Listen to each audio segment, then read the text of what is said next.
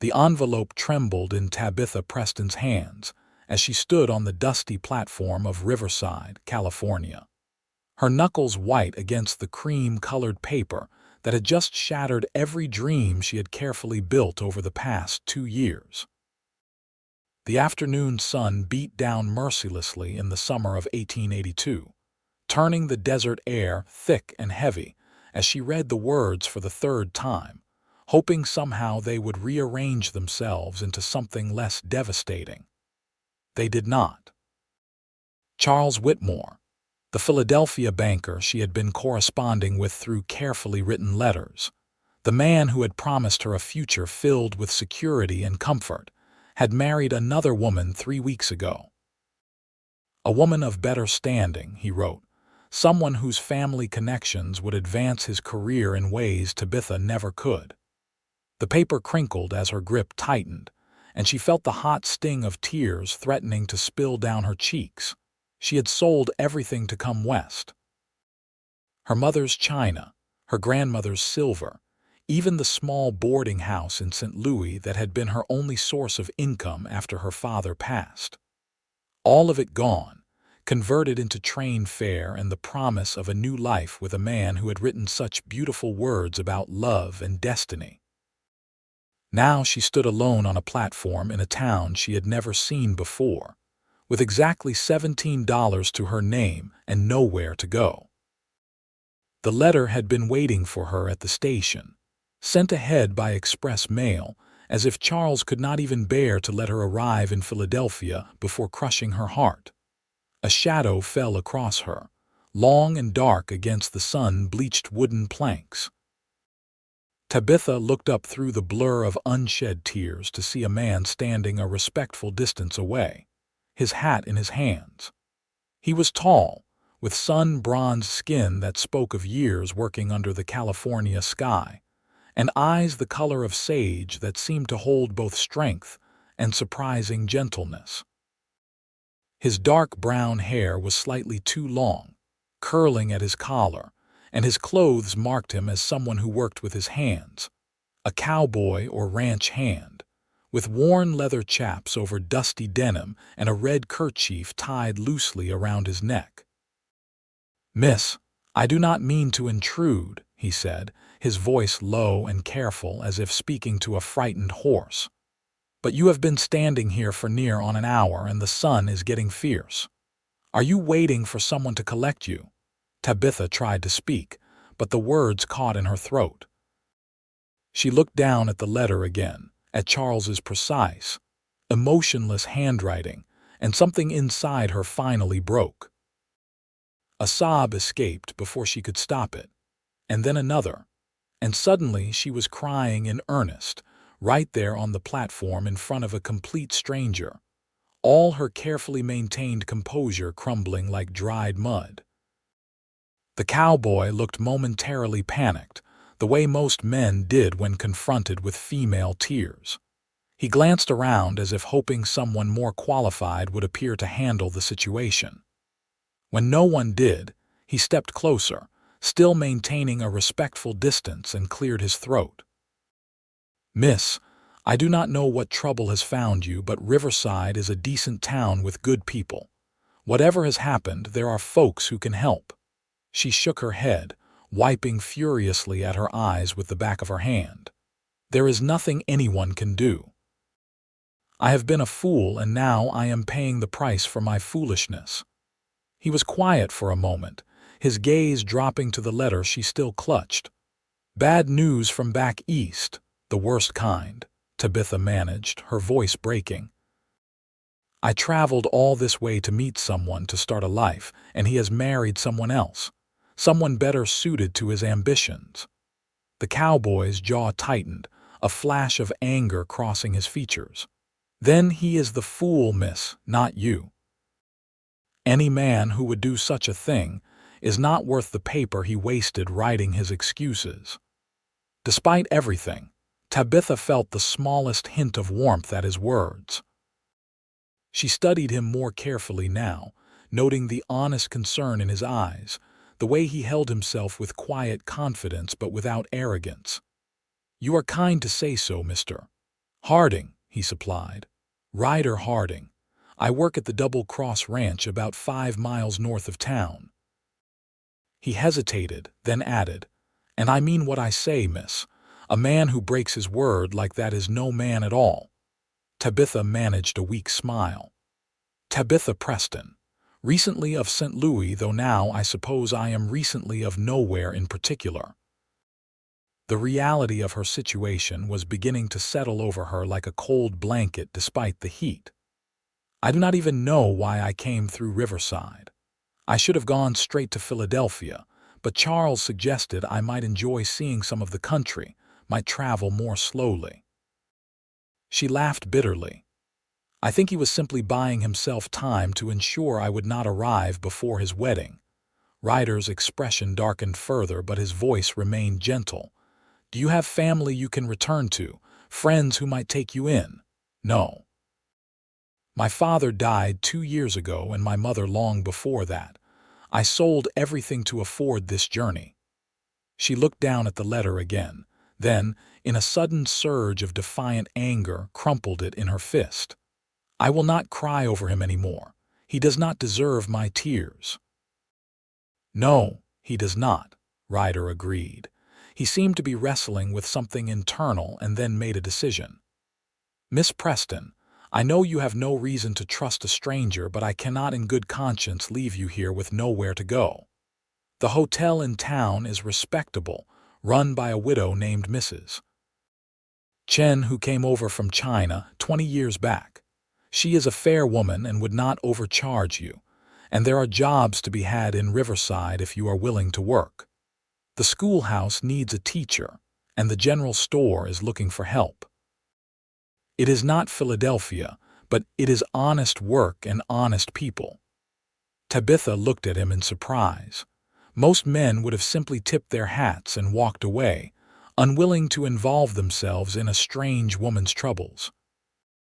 But Ryder Harding stood there with such genuine concern in his eyes that she felt something shift in her chest, some small crack in the wall of despair that had been building around her heart.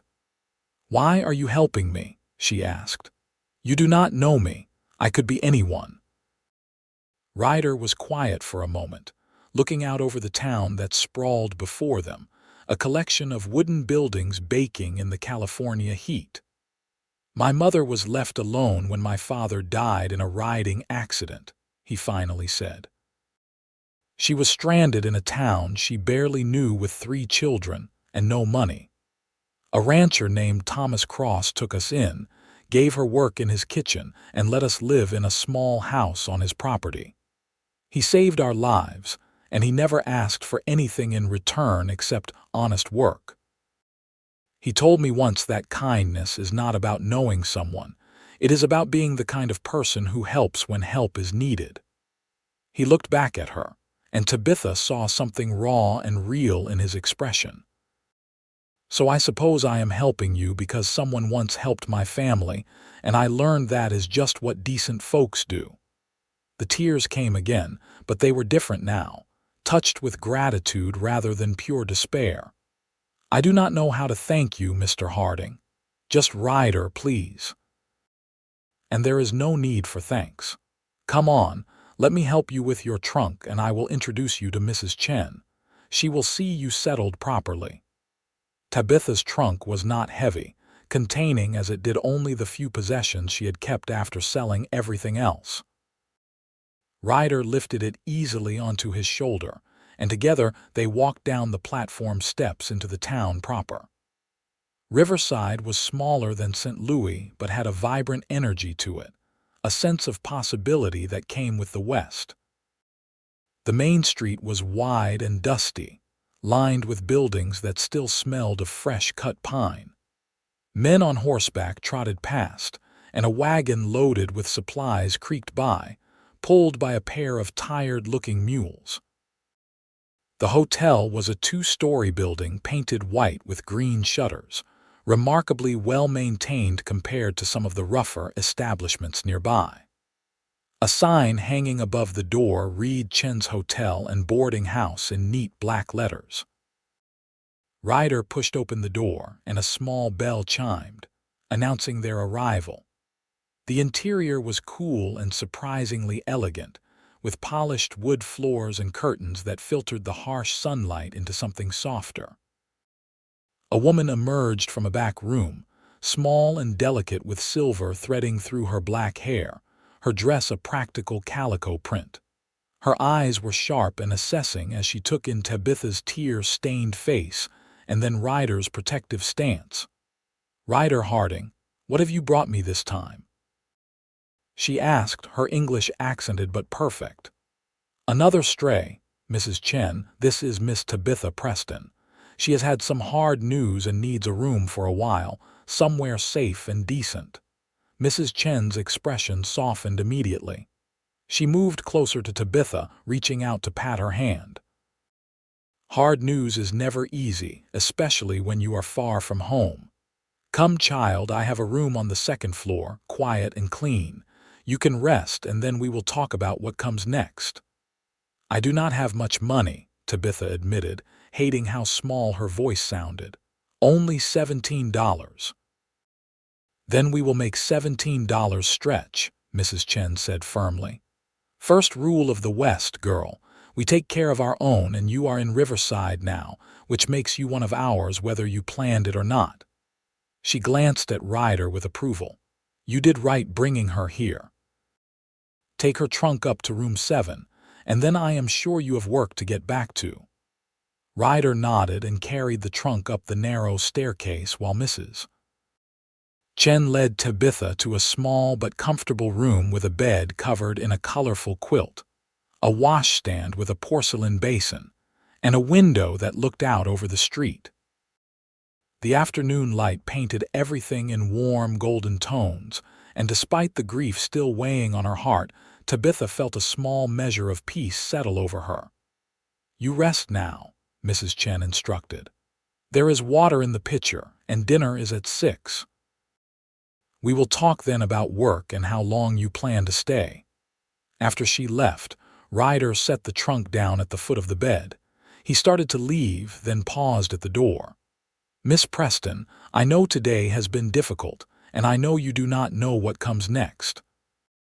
But I want you to understand something. That letter you are holding, those words from a man who did not have the courage to keep his promises, they do not define your story. They are just one bad chapter, and chapters can be rewritten." Tabitha looked up at him, this stranger who had shown her more kindness in 1 hour than Charles had in 2 years of letters. "How do you rewrite a story when you do not know what happens next?" Ryder smiled, and it transformed his entire face, making him look younger and lighting up those sage-colored eyes. "You start by turning the page. The rest usually follows." He tipped his hat to her. "I will check on you tomorrow if that is all right.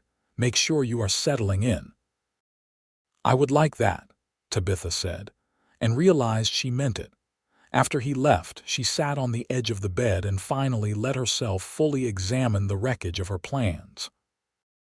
Charles was gone, married to someone else, and all the dreams she had built around their correspondence had evaporated like morning dew.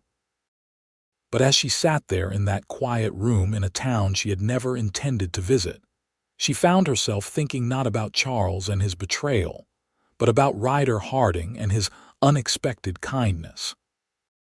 About the way he had looked at her with such genuine concern, the way he had spoken about rewriting stories. She stood and walked to the window, looking out at the dusty street below. A group of children ran past, laughing and chasing a hoop with a stick. A woman swept the porch of what looked like a general store, pausing to wave at a passing neighbor. It was such an ordinary scene, so different from the life she had imagined in Philadelphia, but there was something real about it, something solid. Tabitha pulled the crumpled letter from her pocket and smoothed it out one last time, reading Charles's cold, clinical words about ambition and social standing. Then, with a sense of finality, she tore it in half, and then in half again and again, until it was nothing but pieces. She opened the window and let them fall, watching as the desert breeze caught them and scattered them down the street like confetti. "Let me write you a new story," she whispered to herself, echoing Ryder's words. And for the first time since opening that letter, she felt something like hope. That evening, Tabitha joined Mrs. Chen and the other boarders for dinner in a communal dining room on the first floor. The meal was simple but delicious. A beef stew with vegetables and fresh bread that Mrs. Chen explained she baked every morning. The other boarders were a mix of ranch hands, a young couple who worked at the livery, and an older gentleman who was the town's surveyor. They were curious about Tabitha, but not intrusive, welcoming her with the easy friendliness that seemed characteristic of the West. After dinner, Mrs. Chen pulled her aside into a small office behind the front desk. The room was cramped but organized, with ledgers stacked neatly on shelves and a small desk covered in paperwork. "Now then," Mrs. Chen said, gesturing for Tabitha to sit. "Ryder said you had bad news. You do not need to tell me the details if you do not wish, but I need to know your plans. Are you staying in Riverside or will you be moving on?" Tabitha had been thinking about this all afternoon. "I do not know," she admitted. "I came west to start a new life, but not here, not in California. Now I do not have the money to go where I had planned, and even if I did, there is nothing waiting for me there." Mrs. Chen nodded, her expression thoughtful. "Then perhaps this is where you were meant to be all along. The universe has strange ways of putting us where we need to be, even if it is not where we thought we wanted to go." "You really believe that?" "I do. I came to California expecting to follow my husband to the gold fields. He died of fever 3 weeks after we arrived. I could have gone back to China, back to my family, but something told me to stay. So I stayed, and I built this hotel and I made a life. It was not the life I planned, but it has been a good life." She leaned forward, her eyes intent. "Riverside needs people, Miss Preston. Good people who are willing to work hard and be part of a community. The schoolhouse needs a teacher desperately. The last one left to get married and moved to San Francisco, and the children have been without proper schooling for 3 months now. Can you teach?" "I can read and write well, and I know mathematics and history. My father was a scholar before he lost everything to bad investments. He taught me." "Then you can teach. The pay is not much, $35 a month, but it comes with a small house behind the schoolhouse. Nothing fancy, just 2 rooms and a kitchen, but it is yours as long as you hold the position." Mrs. Chen pulled out a ledger and made a note. "I will introduce you to Mayor Thornton tomorrow. He is the one who makes the official hiring decisions, but he will listen to my recommendation, and I will recommend you." Tabitha felt overwhelmed by the sudden turn her life was taking. This morning, she had been on a train heading toward what she thought was her future. Now she was sitting in a hotel office in Riverside, California, being offered a job teaching school to children she had never met. It was so far from anything she had imagined that it felt almost unreal. "Why are you doing this for me?" she asked. "You do not know me any better than Ryder does." Mrs. Chen smiled, and there was a knowing quality to it. "Because I was you once, lost and alone and wondering if the world had any kindness left in it. Someone reached out a hand to me and I took it and it changed everything. Now I reach out my hand to you. Will you take it?" Tabitha thought about the scattered pieces of Charles's letter blowing down the street. She thought about Ryder's words about rewriting stories. And she thought about the fact that she truly had nothing to lose and possibly everything to gain. "Yes," she said, "I will take it." The next morning, Tabitha woke to the sound of roosters crowing and the distant lowing of cattle being driven to pasture. The sun was just beginning to paint the sky in shades of pink and gold, and the air that drifted through her window was cool and fresh, not yet heated by the day's coming warmth. She dressed carefully in her best remaining dress, a deep blue cotton with white lace at the collar, and pinned her auburn hair up in a neat bun. If she was going to meet the mayor and potentially become the town's schoolteacher, she wanted to look respectable and capable. Mrs. Chen had breakfast waiting in the dining room, scrambled eggs and bacon with strong coffee that Tabitha learned to appreciate. Afterward, they walked together through the morning streets to the mayor's office, which was housed in the same building as the general store.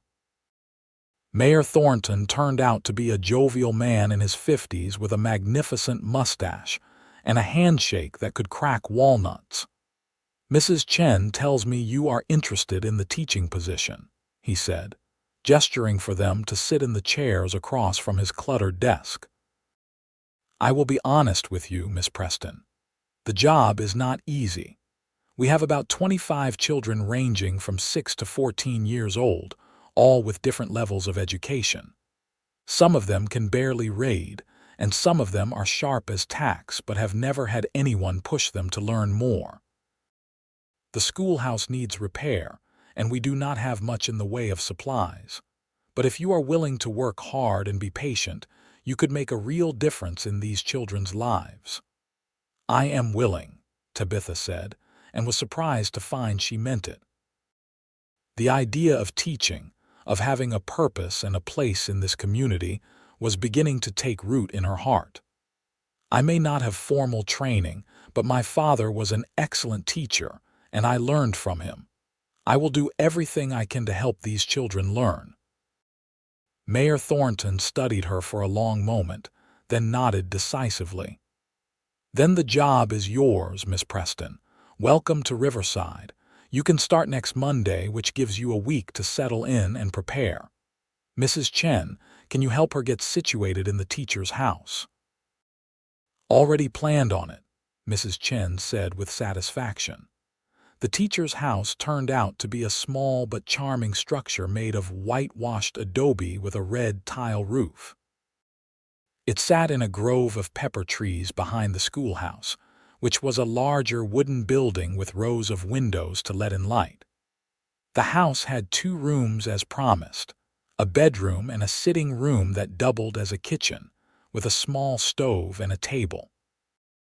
The furniture was sparse but serviceable, and someone had left wildflowers in a jar on the table, a welcoming touch that made Tabitha's eyes sting with unexpected emotion. "It needs cleaning," Mrs. Chen said, walking through with a critical eye, "but it has good bones. I will send over some supplies, and some of the women from church will probably come by to help you settle. News travels fast in a small town, and everyone will want to meet the new teacher." Over the next few days, Tabitha threw herself into making the little house into a home. Women from the town did indeed come by, bringing gifts of food, spare linens, and cheerful conversation. She learned about the rhythm of life in Riverside, about the ranches that surrounded the town and provided most of its economy, about the church socials and town meetings, and the general sense that everyone looked out for everyone else. It was so different from the anonymous bustle of St. Louis, where she had known her neighbors only by sight. Here, everyone seemed to know everyone else's business, but it came from a place of care rather than nosiness. On the 3rd day after her arrival, Ryder came by in the late afternoon, just as Tabitha was sweeping the front step of her new home. He was dusty from work, his hat pushed back on his head, leading his horse by the reins. "Miss Preston," he called out as he approached, "I heard you got the teaching job. Congratulations." Tabitha leaned the broom against the wall and smiled at him. Over the past few days, she had found herself thinking about Ryder more than she probably should, remembering the kindness in his eyes and the gentle strength of his voice. "Thank you. And thank you for bringing me to Mrs. Chen. I do not think I would have found my way here without your help." Ryder dismounted and walked closer, his horse following obediently behind him. "I am glad it worked out. Riverside is lucky to have you. The children have been running wild without a teacher, driving their parents to distraction. I hope I can live up to their expectations," Tabitha said. It has been a long time since I did any real teaching. My father used to let me help tutor the younger children in our neighborhood, but that was years ago. You will do fine, Ryder assured her. You have the most important quality a teacher needs. What is that? You care. I can see it in the way you talk about the job, in the way you have already started planning lessons even though you do not start until Monday. He gestured to the schoolhouse behind her, where Tabitha had indeed been spending her mornings, assessing the available books and materials and trying to figure out how to teach children of such varied ages and abilities. Tabitha felt heat rise to her cheeks. I just want to do well. This town has given me a chance when I had nowhere else to go. I want to prove I am worthy of that chance. Ryder's expression grew more serious. Miss Preston, you do not have to prove anything to anyone. You are worthy just by being who you are.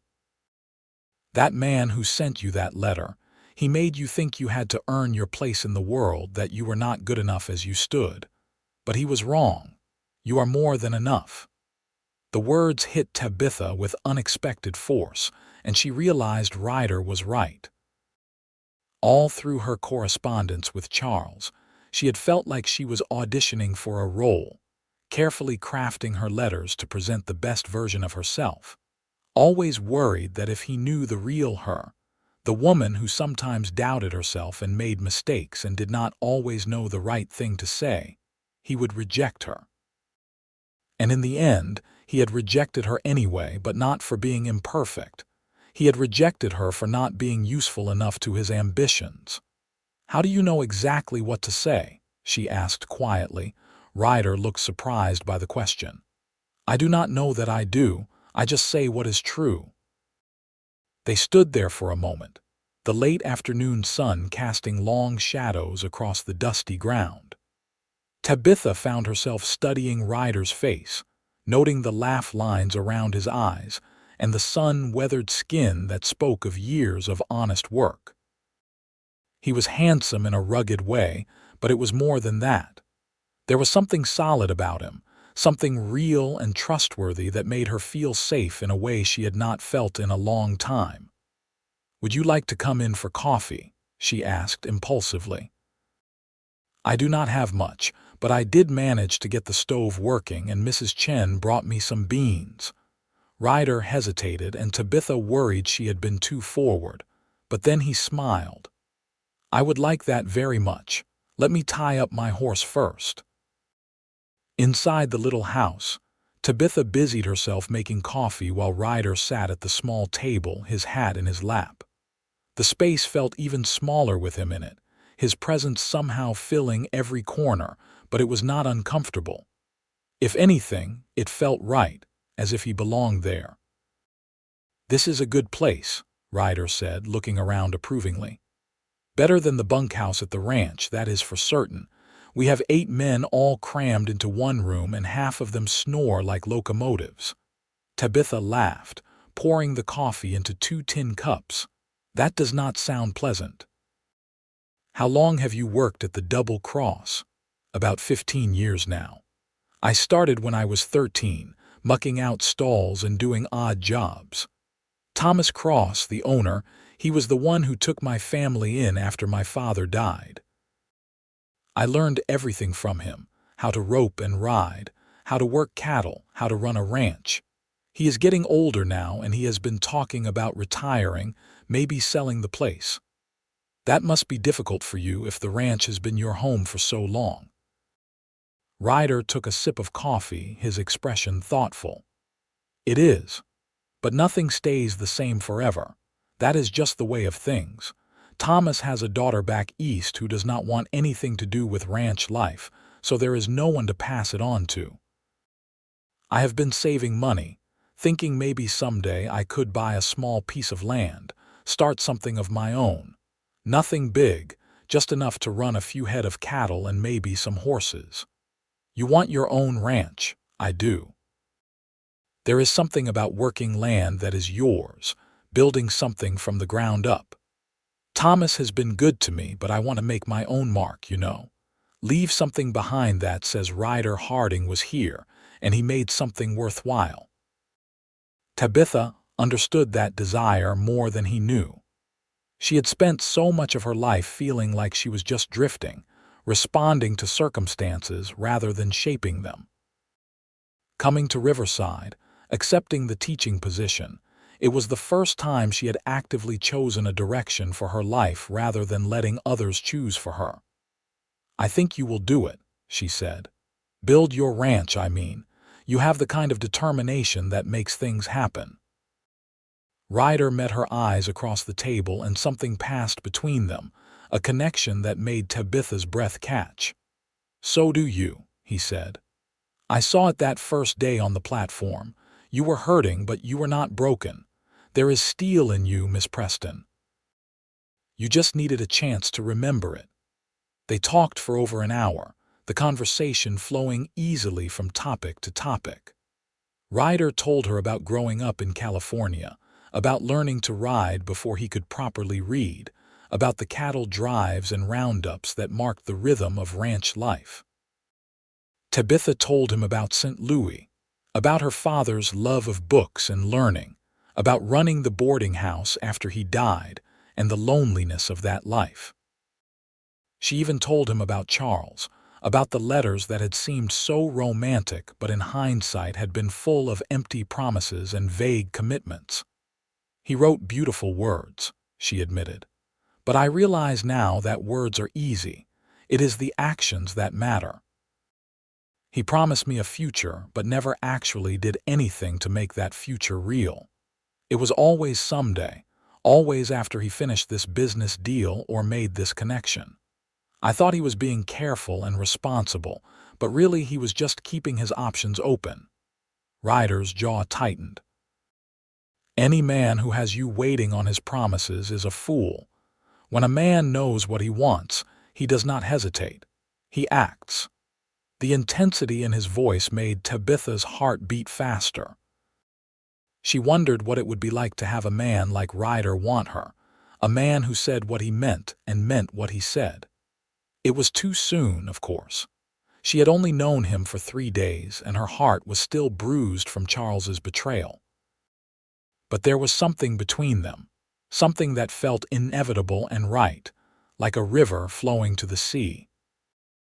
When Ryder finally left, promising to check on her again before she started teaching, Tabitha stood in her doorway and watched him ride away, his horse kicking up small clouds of dust in the fading light. She touched her hand to her chest, feeling the steady beat of her heart, and smiled. For the first time since opening that letter on the train platform, she felt like herself again. Not the woman Charles had wanted her to be, not the lost girl crying over broken promises, but Tabitha Preston, schoolteacher, resident of Riverside, California, and author of her own story. Monday morning arrived with a flutter of nerves in Tabitha's stomach. She woke early, dressed in a practical gray dress that would not show chalk dust, and walked to the schoolhouse with her heart pounding. 23 children were waiting for her, ranging from tiny 6-year-olds clutching their older siblings' hands to a lanky 14-year-old boy who looked like he would rather be anywhere else. Their parents stood nearby, assessing her with curious but friendly eyes. Mayor Thornton made a brief introduction, then left Tabitha to face her new students alone. She looked out at the sea of expectant faces and felt a moment of pure panic. What did she know about teaching? How could she possibly manage this? But then she remembered her father, the way he had made learning an adventure rather than a chore. She thought about Ryder's words about caring being the most important quality, and she took a deep breath and smiled. "Good morning," she said, her voice steadier than she felt. "My name is Miss Preston, and I am very happy to be your new teacher. I know some of you can already read and write very well, and some of you are just learning. That is perfectly fine. We are all going to learn together, and we are going to help each other. Now, I want to start by learning all your names. So why do we not go around the room and each of you tell me your name, and one thing you want to learn this year." The children responded enthusiastically, their initial shyness melting away as they realized Tabitha was genuinely interested in what they had to say. There was Sarah, who wanted to learn about the stars; Jacob, who wanted to read adventure stories; little Emma, who could barely speak above a whisper but managed to say she wanted to learn her letters so she could write to her grandmother in Texas. The 14-year-old boy, whose name was Daniel, crossed his arms and muttered that he did not want to learn anything. But Tabitha caught the flicker of interest in his eyes when she mentioned teaching geometry and engineering principles. By the end of the first day, Tabitha was exhausted but exhilarated. The children were challenging but eager, and she found she loved the work, loved seeing their faces light up when they understood a new concept or successfully read a difficult word. It gave her a sense of purpose she had never felt running the boarding house or writing letters to Charles.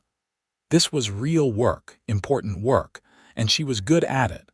Over the following weeks, Tabitha settled into a rhythm.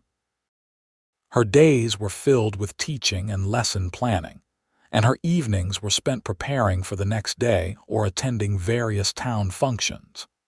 She became a familiar face at church socials and town meetings, and the people of Riverside welcomed her fully into their community.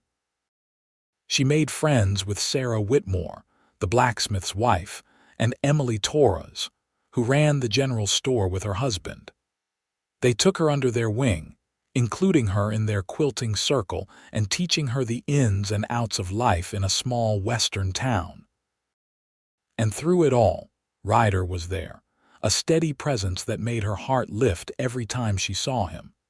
He started coming by the schoolhouse on Friday afternoons, ostensibly to help with repairs but really just to see her. He fixed the broken windows and shored up the wobbly desks. He built new shelves for the books that had been stacked haphazardly in corners. And he always stayed to talk, leaning against the doorframe as Tabitha cleaned up from the day's lessons, their conversations ranging from the mundane to the profound. "How was your week?" he would ask, and she would tell him about the children's progress, about the challenges and the victories. He listened with genuine interest, asking questions and offering encouragement.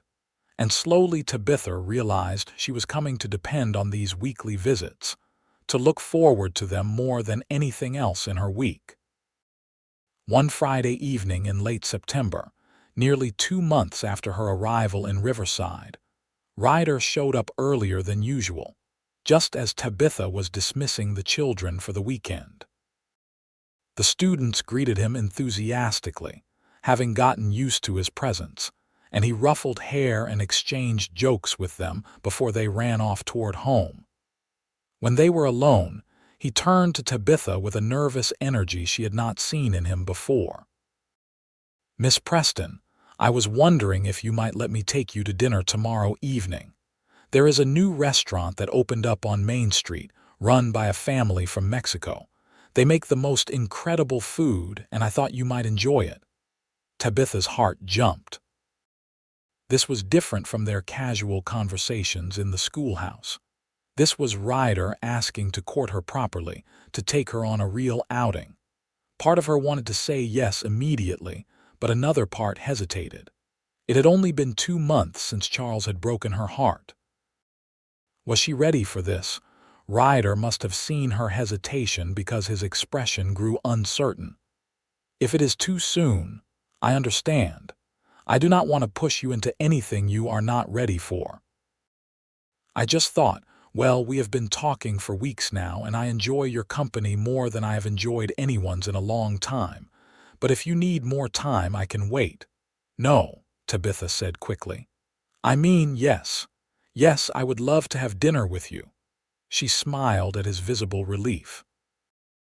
"You have been patient and kind, and you have never asked for anything in return. I would be honored to have dinner with you." Ryder's face lit up with that transformative smile she had come to treasure. "Tomorrow at 6 then." "Tomorrow at 6, she agreed. After he left, Tabitha sat at her desk and allowed herself to feel the full rush of emotions that had been building for weeks. She was falling for Ryder Harding. It was different from what she had felt for Charles, deeper and more real. With Charles, she had fallen in love with his words, with the idea of him. With Ryder, she was falling in love with the man himself, with his actions and his character and the way he made her feel seen and valued. It was terrifying and exhilarating all at once, and as she walked home through the cooling evening air, she found herself smiling. The next evening, Tabitha dressed with more care than she had in months, choosing her best dress, a deep green that brought out the gold flecks in her eyes. She pinned her hair up loosely, allowing a few curls to frame her face, and even dabbed on a bit of the rose water perfume she had brought from St. Louis. When Ryder arrived at her door precisely at 6, cleaned up and wearing what she suspected were his best clothes, his eyes widened with appreciation. "You look beautiful," he said simply, and the sincerity in his voice made her blush. "Thank you. You look very handsome yourself." The restaurant was small but warmly lit, with colorful decorations on the walls and the mouth-watering smell of spices filling the air. The owner, Señor Martinez, greeted Ryder like an old friend and showed them to a table in the corner where they could talk privately. The meal was indeed incredible. Dishes Tabitha had never tasted before, full of flavors that were bold and complex and utterly delicious. As they ate, they talked about everything and nothing, the conversation flowing as easily as it always did. But there was something different tonight, an undercurrent of awareness that had not been there before. Tabitha found herself noticing little things about Ryder, the way his hands moved when he talked, the sound of his laugh, the way his eyes crinkled at the corners when he smiled. And she caught him watching her with an expression that made her heart race. After dinner, Ryder walked her home under a sky full of stars, the California night cool and clear. They walked slowly, neither one seeming to want the evening to end. When they reached her door, Ryder paused, turning to face her. "Tabitha," he said, and it was the first time he had used her given name. "I need to tell you something, and I hope it does not scare you away. I know you have been hurt, and I know you might not be ready to hear this, but I cannot keep it to myself anymore." Tabitha's breath caught. "What is it?" Ryder took her hand, his touch gentle but sure. "That first day I saw you on the train platform, holding that letter and crying. My first thought was that any man who could put that much pain in your eyes was the biggest fool who ever lived. And then I got to know you, really know you, and I realized he was an even bigger fool than I first thought because he gave up someone extraordinary. Tabitha, you are the smartest, kindest, strongest woman I have ever met. You took a terrible situation and turned it into something good. You became part of this community like you had always been here, and somewhere along the way I fell in love with you." Tabitha felt tears prick her eyes, but they were good tears, happy tears. "Ryder, I have been trying not to fall in love with you because I was afraid. I was afraid of trusting my heart again, afraid of being wrong about someone else. But the truth is, I have already fallen. I love you too. I think I started loving you that very first day when you looked at me with such kindness and told me I could rewrite my story." Ryder's smile was brighter than the stars above them. He reached up and cupped her face gently in his hands. "May I kiss you, please?" she whispered. The kiss was soft and sweet, full of promise and new beginnings. When they finally pulled apart, Tabitha rested her forehead against his, breathing in the scent of leather and sage and something uniquely Ryder. She felt like she had finally come home, not to a place but to a person, to someone who saw all of her and loved her anyway. "I want to court you properly," Ryder said. "I want to take you to church socials and town dances. I want everyone to know you are mine and I am yours. And when enough time has passed that no one can say we rushed into things, I want to marry you if you will have me." Tabitha laughed through her tears. "That sounds perfect, all of it." Over the following months, Riverside watched as Ryder and Tabitha's courtship blossomed into something beautiful.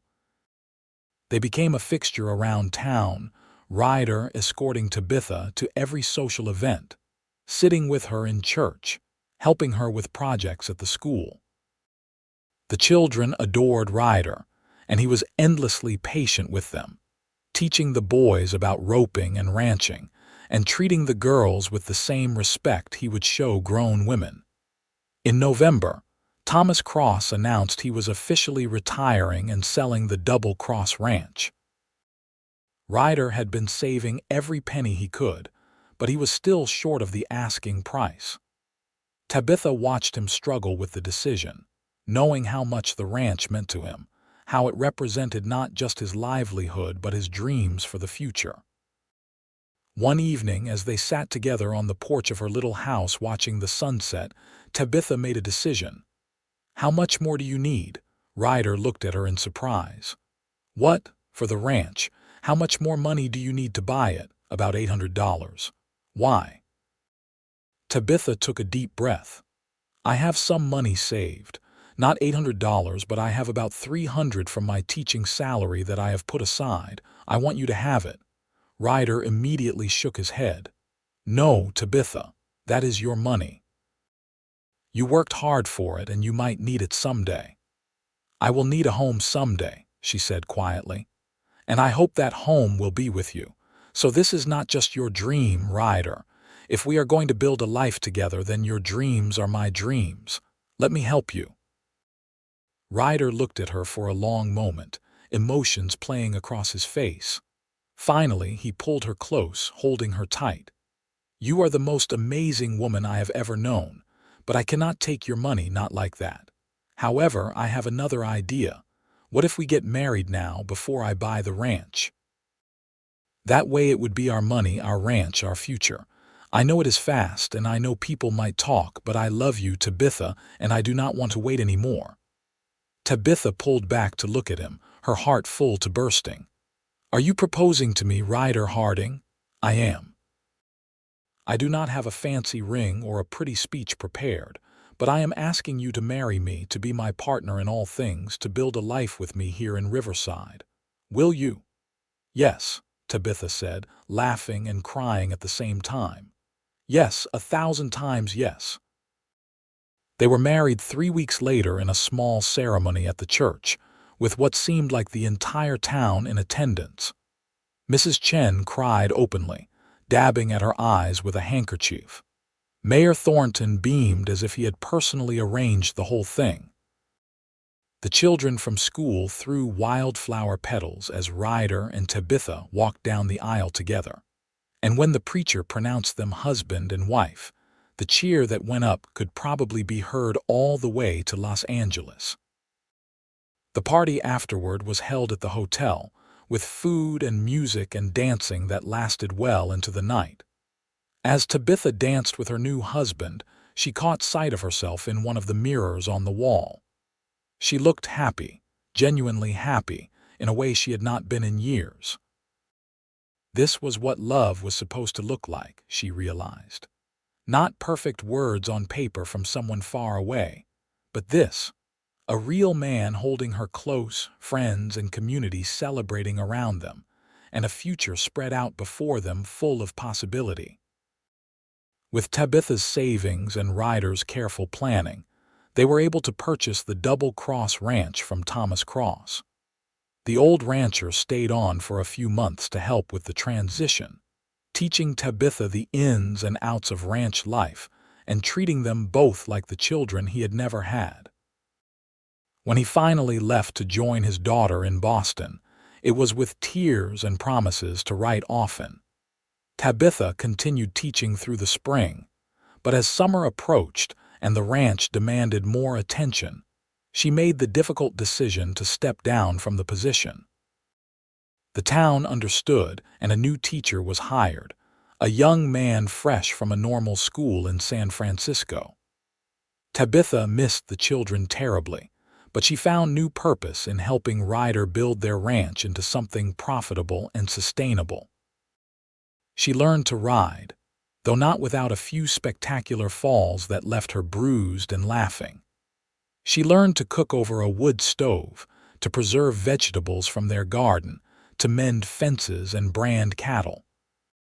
It was hard work, physically demanding in ways her previous life never had been, but it was satisfying in a deep, fundamental way. She and Ryder worked side by side, partners in every sense of the word, and their love deepened with each passing day. In the spring of 1884, Tabitha discovered she was pregnant. Ryder was so overcome with joy that he picked her up and spun her around, both of them laughing like children. They spent the following months preparing for the baby, converting one of the spare rooms in the ranch house into a nursery and arguing good-naturedly about names. Their son was born on a crisp October morning, delivered by the town doctor with Mrs. Chen and Sarah Whitmore in attendance. Ryder held his son for the first time with hands that trembled, looking down at the tiny face with an expression of such profound love that Tabitha felt her heart might burst.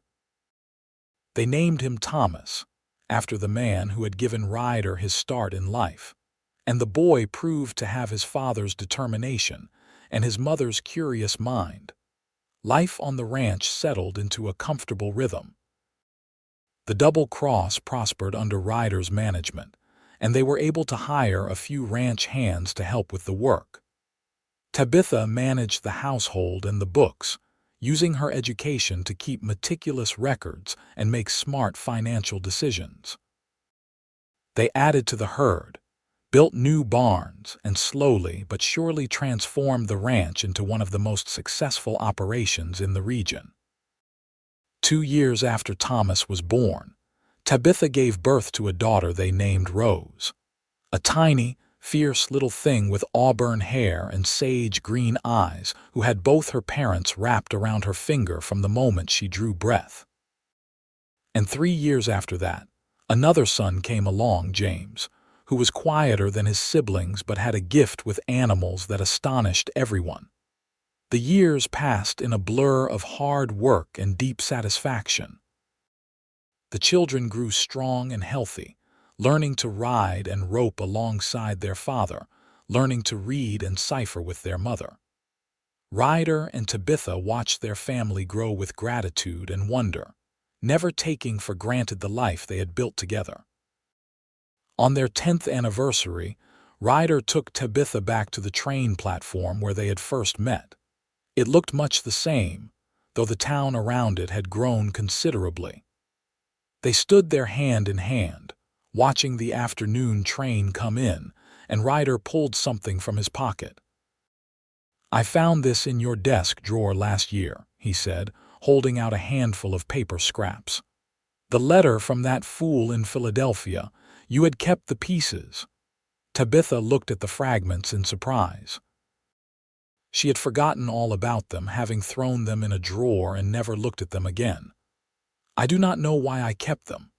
"I do," Ryder said. "Because that letter, as painful as it was, brought you here. It brought you to me, and I thank God for it every single day." He closed his hand around the pieces and let them fall, watching as the wind caught them just as it had a decade ago. "But you do not need them anymore. You have your new story now. We have our story." Tabitha watched the paper scraps blow away, thinking about that devastated young woman who had stood on this platform clutching a letter that broke her heart.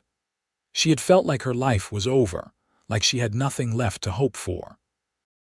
But that broken heart had led her to Ryder, to Riverside, to a life more full and rich than anything she could have imagined with Charles Whitmore. "We do have our story," she agreed, leaning into her husband's warmth. "And it is a beautiful one." As they walked back toward their wagon, where their 3 children were waiting with varying degrees of patience, Tabitha thought about all the twists and turns her life had taken.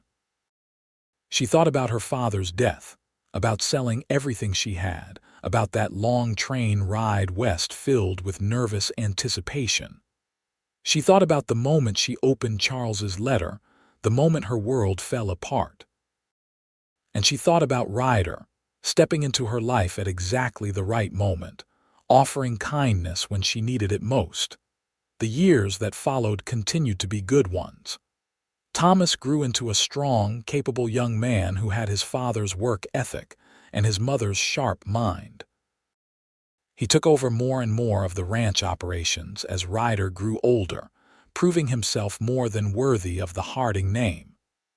Rose married a doctor from Los Angeles and moved to the city, but she came home often, bringing her own children to visit the ranch where she had grown up. James, true to his early promise, became one of the finest horse trainers in California, known throughout the state for his ability to gentle even the wildest Mustangs. Ryder and Tabitha grew older together, their hair turning gray, their bodies marked by years of hard work and hard-earned wisdom. But their love never diminished. If anything, it grew stronger, tempered by shared experiences and mutual respect. They sat together on the porch in the evenings, watching the sun set over land they had worked and cared for together, and counted themselves blessed.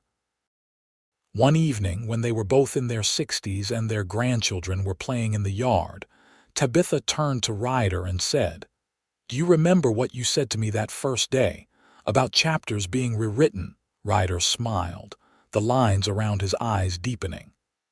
"I remember. I told you that letter did not define your story. You were right. It did not define my story. It was just the beginning of it. The real story started when I met you, when I chose to stay in Riverside, when I chose to build this life. And it has been the most wonderful story I could have imagined." Ryder took her hand, his grip still strong despite the years. "It is not over yet. We still have chapters left to write." "Then let us make them good ones," Tabitha said, and they did. They watched their children and grandchildren grow and thrive. They saw Riverside transform from a small frontier town into a thriving community with schools and churches and businesses. They celebrated anniversaries and birthdays and holidays, surrounded by family and friends. And through it all, they loved each other with a devotion that became legendary in the area. The story of the schoolteacher and the cowboy who found each other when they both needed it most. When Ryder finally passed away at the age of 78, peacefully in his sleep after a long day working cattle with his son and grandsons, Tabitha mourned him with a grief that was profound but not bitter. She had been blessed with nearly 40 years of marriage to a man who had loved her completely and honestly, who had never once made her doubt his commitment or his affection. She missed him terribly, but she knew she would see him again someday. She lived another 5 years, surrounded by her children and grandchildren, still sharp-minded and quick-witted even as her body grew frail. She spent her days reading, writing letters, and telling stories about the old days to anyone who would listen. Her favorite story was always about the day she arrived in Riverside with nothing but $17 and a broken heart, and how a cowboy with kind eyes had told her she could write a new story. On a warm spring morning in 1927, Tabitha passed away in her sleep, lying in the same bed she had shared with Ryder for so many years. She was 85 years old, and she died with a smile on her face, her hands folded over a letter that one of her grandchildren had written her, full of love and gratitude and admiration. At her funeral, attended by what seemed like half of Southern California, Thomas stood up to speak about his mother. He talked about her strength and intelligence, about how she had helped build the Double Cross Ranch into what it was today. He talked about her kindness and her fierce love for her family.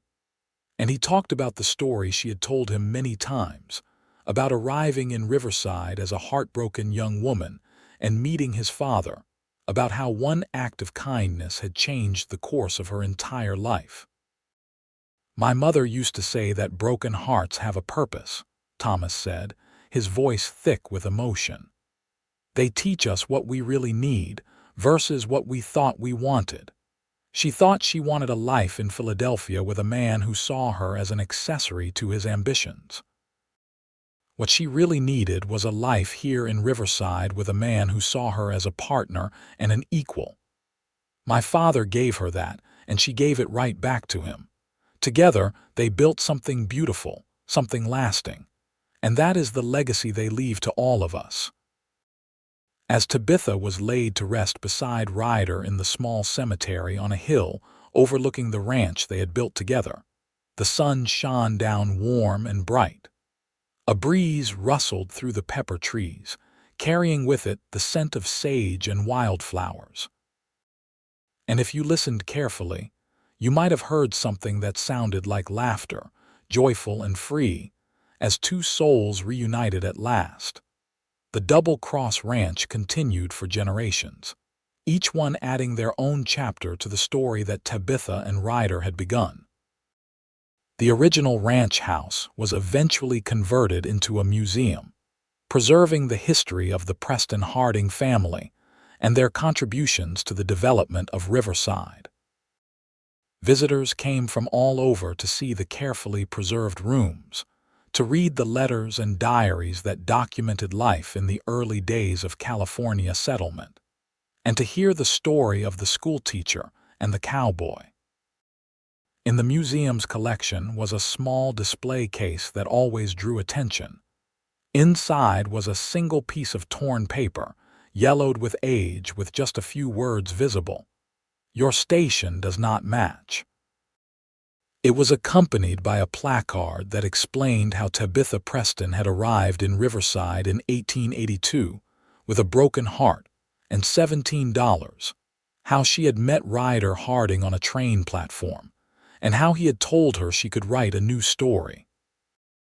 The placard went on to describe how that new story had become one of the most successful ranching operations in Southern California, and a family legacy that spanned generations. But more than the material success, more than the acres of land or the profitable cattle business, the real legacy of Tabitha and Ryder was the love they had shared and the lesson they had taught their children and grandchildren. That broken hearts can heal, that endings can become beginnings, that kindness matters, that partnership and mutual respect are the foundation of any lasting love, and that sometimes the best stories are the ones we never planned to write. In the end, that letter that had once broken Tabitha's heart had led her exactly where she needed to be.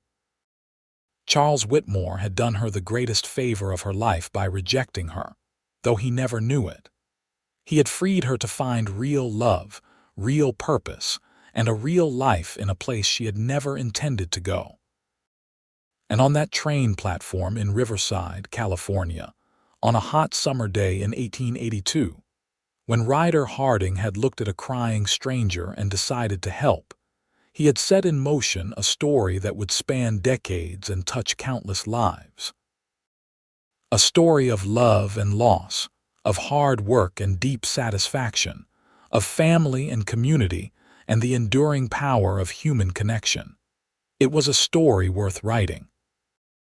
And it was a story worth reading, over and over again, by anyone who had ever had their heart broken and wondered if it could ever be whole again. Because Tabitha and Ryder's story proved that it could. That broken hearts could heal stronger than before. That new chapters could be better than old ones. And that sometimes the greatest love stories were not the ones that went according to plan, but the ones that surprised you when you least expected it.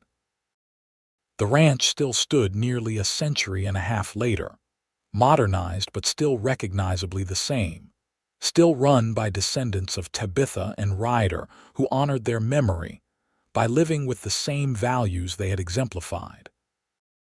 And on quiet evenings, when the work was done, and the family gathered on the porch to watch the sunset, someone would inevitably tell the story of how it all began. The story of a letter that broke a heart and a cowboy who helped write a new story. A story of second chances and unexpected blessings and love that lasted not just a lifetime, but for generations beyond.